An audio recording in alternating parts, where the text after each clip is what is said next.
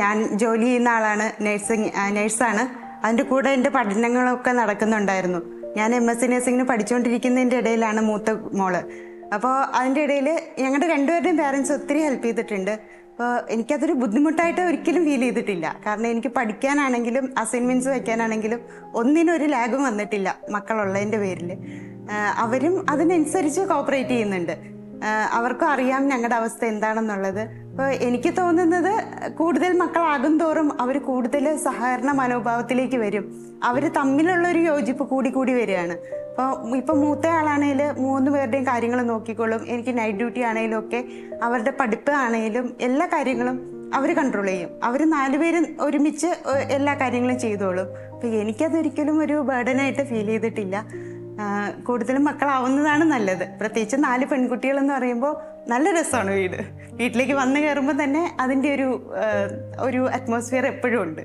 എൻ്റെ മമ്മിക്ക് പിന്നെയും കൂടുതൽ മക്കളായി കഴിഞ്ഞാൽ എങ്ങനെ വരാൻ വളർത്തുന്നൊക്കെയുള്ള ഒരു ആകുലത ഉണ്ടെങ്കിലും പക്ഷെ ഓരോ മക്കളാവും തോറും അവർ ഹാപ്പിയാണ്, അവരത് ആസ്വദിക്കുന്നുണ്ട്.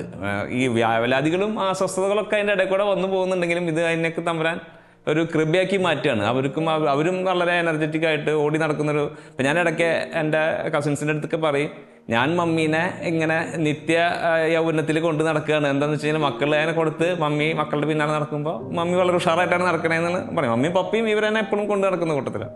അപ്പോൾ മാതാപിതാക്കൾ നമ്മൾ തന്നെ സപ്പോർട്ടായിട്ട് നിൽക്കുന്നത് ഈ മക്കളുള്ളതിൻ്റെ പേരിലായിരിക്കും കൂടുതലും. കാരണം മക്കളുണ്ടാകും തോറും അവർക്ക് അടുപ്പങ്ങൾ കൂടുന്നതായിട്ട് നമുക്ക് ഫീൽ ചെയ്യുന്നുണ്ട്. അത് മാത്രമല്ല, എനിക്ക് എൻ്റെ പഠനത്തിൻ്റെ ഇടയിൽ എനിക്ക് ഒരു ദിവസം പോലും അധികം ലീവ് എടുക്കേണ്ടി വന്നിട്ടില്ല. ആദ്യത്തെ പ്രസവം സിസേറിയൻ ആയിരുന്നു. 10ാമത്തെ ദിവസം ഞാൻ തിരിച്ച് ജോയിൻ ചെയ്തു. അപ്പം അതിൽ കൂടുതൽ ലീവിൻ്റെ ആവശ്യം വന്നിട്ടില്ല.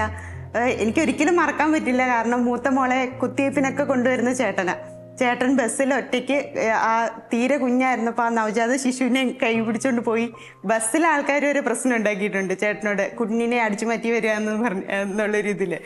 അപ്പോൾ അത്രയ്ക്ക് എന്നെ ഫാമിലി സപ്പോർട്ട് ചെയ്തിരുന്നു. അപ്പോൾ അവസാനം PhDയുടെ പഠനത്തിൻ്റെ ഇടയിലാണ് ബാക്കി 2 പേര്. അതിൻ്റെ എല്ലാം വളരെ മനോഹരമായിട്ട് തന്നെ ചെയ്യാൻ എനിക്ക് സാധിച്ചിട്ടുണ്ട്.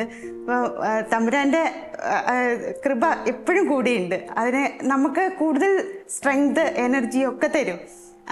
അതിൻ്റെ പേരിൽ ഒരിക്കലും എനിക്ക് കൂടുതലായിട്ട് ക്ഷീണമോ ഒന്നും ഉണ്ടായിട്ടില്ല.